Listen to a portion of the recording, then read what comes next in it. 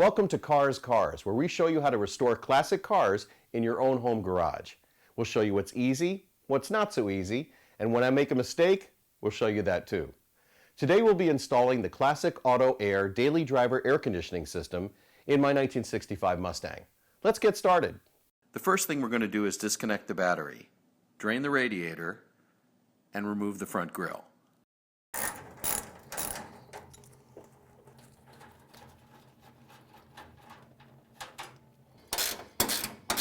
The people who put these cars together had much smaller hands than me. All right, there's the hood latch assembly. Most important tool when you're working on a car, a little Ziploc bag. Keep track of all the little parts and screws and bolts so you don't end up with extra pieces when you're done. Taking off the grill now. There we go. Forgot to detach one cable. Okay, maybe two. Well, I just found the first major moment of truth in this install. The compressor has to sit right here on the engine, but on my car the ignition coil is in this position, so I'm going to have to relocate the ignition coil.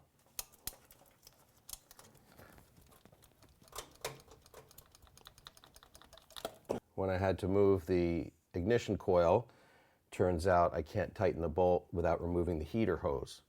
So good thing we drained the radiator.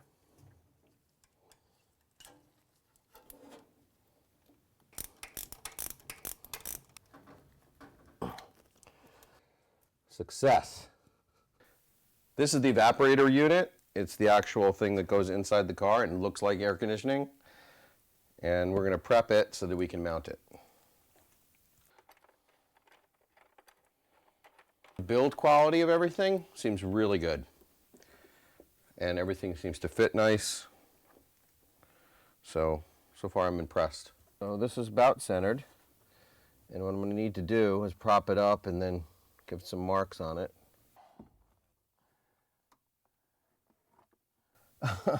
I know I should have taken the steering wheel out.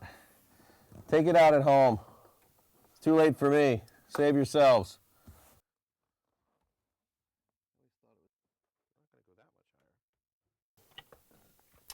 After messing around with this, it seems as if the unit is not really supposed to be dead center in the dash.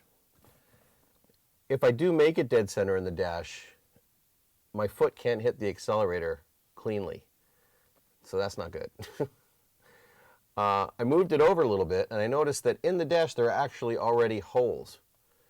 So what that says to me is maybe that's the factory location and the factory intended it that way. And the holes definitely line up. Well, after looking at a lot of photos online of air conditioning systems in 65 Mustangs, I come to realize that it really is supposed to be off-center. It's not something your eye immediately picks up, and when you try to do the install, you realize that it really doesn't work on the center. So the holes that were already in my dash are there for AC. I'm in luck, I don't have to drill anything. This is part of the bracket that holds the compressor on. There's a spacer here that holds it off the cylinder head. And let's put the first one in. So another moment of truth. This thing here needs to sit flush up against it, and this little rubber tab from my gasket for the valve cover is in the way. So off with that. You want to go, you don't want to tighten one thing all the way down. You want to kind of work around the piece and tighten as you go. Now it shows this front plate has got to go in front of the water pump. So we're going to have to take some of those bolts off to do it.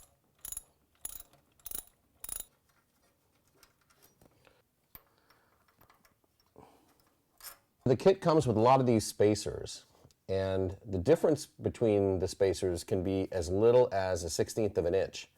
So be really careful when you use these to use the right ones.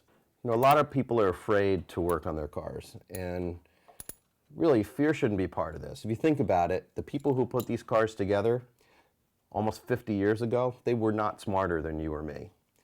And they had way less technology to work with. So don't be afraid. Just grow a couple stones, get a wrench, and get in there. Life before ratchets must have really sucked. So the Mustang manual calls for torque settings on this of about 25 pounds. Pretty important to get it right, especially with stuff that's under pressure, like your coolant, and that would be 25 pounds. This bracket assembly is complete. You gotta pay attention, really close attention, to the bolt lengths in these instructions. Because even in the instruction of where the compressor sits, one side is a 2-inch bolt and the other side is a 2 3/4-inch bolt. So, careful. I hate this kind of cardboard. Ugh, it just gives me like chills. And here is the compressor. This bad boy is going to keep us cool. It looks like this plug, this fill plug here, is supposed to be on the side, so it must go like this. However, in the way. This compressor doesn't really fit right on this bracket. So as you can see here, the hole is right here, and the hole is right here. But this bolt is in the way. Thank you for calling Classic Auto Air. If you know your party's extension, you may dial it at any time. Okay, so a call to tech support, and I've learned that the bracket fits the compressor in a way that you don't really expect it to. The way it looks like with a cradle makes it seem as if the compressor should sit in it, but it doesn't really. It actually stands off it a little bit, and this lip is forward of the bracket. So the whole thing comes forward like this. Okay, so the instructions call for a spacer here to pull it forward.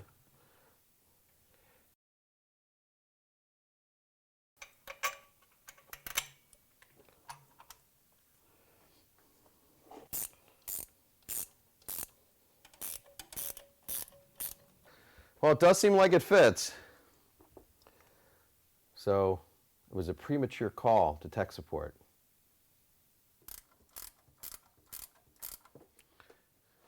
It's on. One of the things they say you have to do is change the crank pulley, so I'm going to do that now. This is the new master crankshaft pulley that comes with the kit. You can see it's a lot smaller diameter than the one that came off the Karr, although the grooves are exactly the same. So I'm supposed to assemble now the condenser and the dryer, and it shows this bracket supposed to be facing outward, and these hoses or ports are supposed to be on the side there.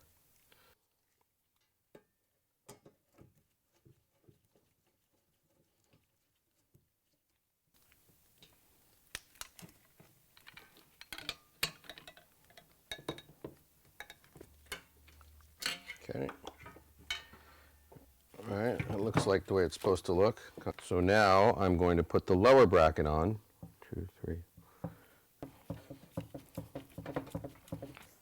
Tubes and hoses.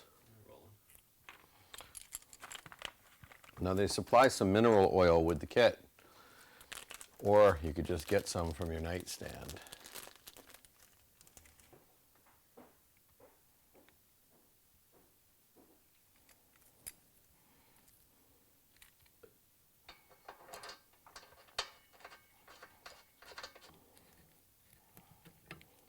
So with O-ring connections, you have to double wrench. Hold one.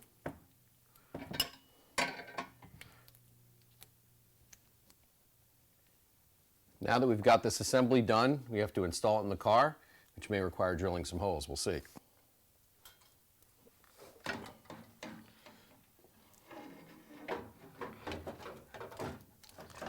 Amazingly, that fits in. And it looks like it all lines up. Shocking. They say that on some cars there are indentations that show where the holes go for the tubes. Well, my car, of course, doesn't have the indentation, so I'm going to have to figure that out.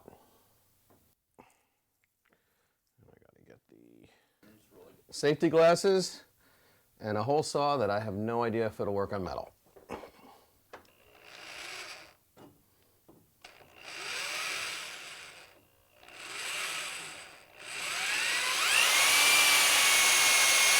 I'm going to guess no.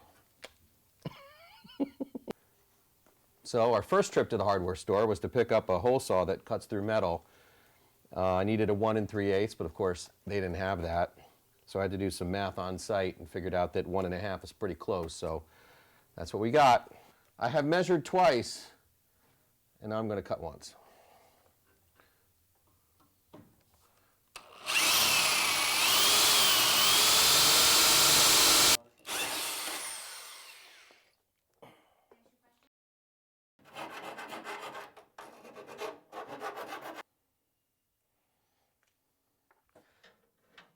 Okay.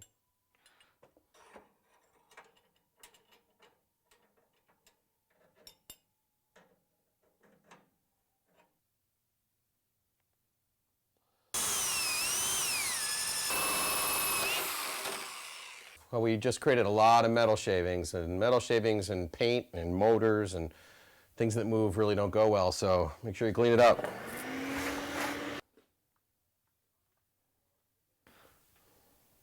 See if my measurement worked.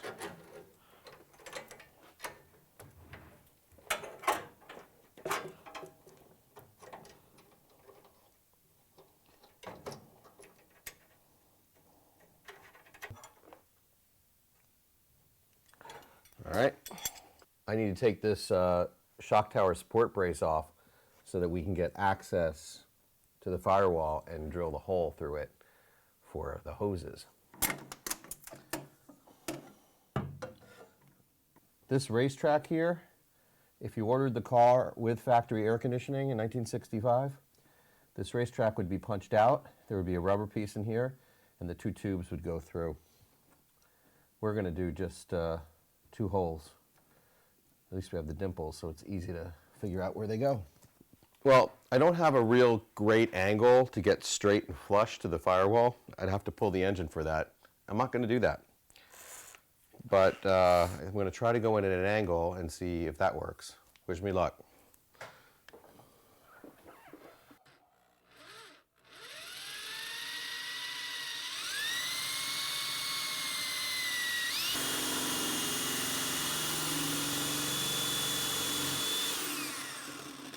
Believe it or not, I'm through. Wow. Cool. They didn't make those firewalls very thick. Not the safest car on the planet. Actually, that's not bad. So this kit comes with 2 grommets, and this is what we'll put in the firewall, and the rubber hose will go through it. It's in. So now we're going to route this hose through the firewall, and the other hose as well. Around here to seat the O-ring. Now it's going a little bit easier.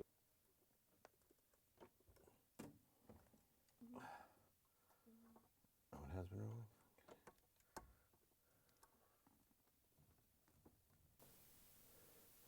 And then a little bit more around here. Make sure that it's nice and wet. A little bit in this, in the threads. And now let's get this seated. All right, that looks nice. It's come up really good. Okay. Don't want to force it for sure.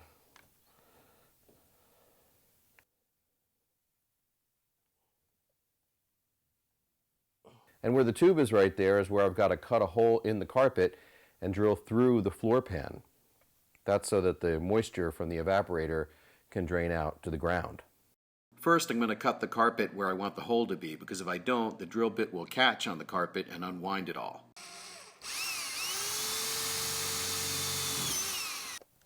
Okay, so now the thing that's really important here is to make sure that this tube is actually going through the floor pan and not into the floor pan, which would just make more rust. Now I just got to get the other side. This is the connector that I've routed to the fuse box, which is right over here, and it's going to go into the heater fuse, but I'm going to need to get a fuse tap, which doesn't come with the kit.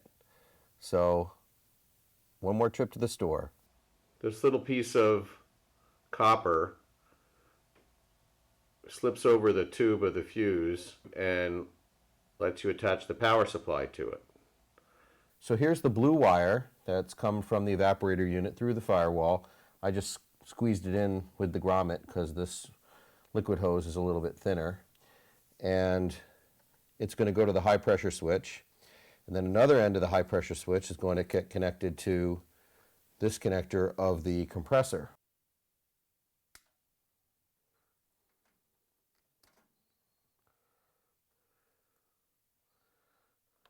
And now we're just going to put the two of these together.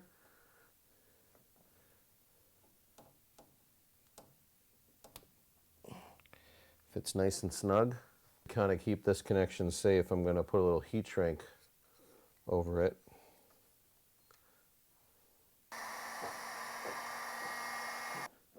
Now we'll just dress things up a little bit with these cable ties that are provided with the kit.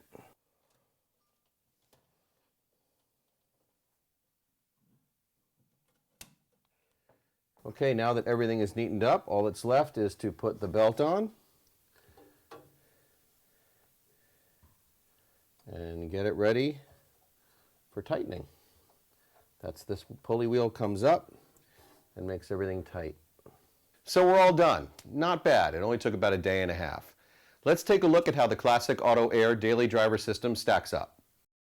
Total install time, about 10 hours. That includes my mistakes and do-overs.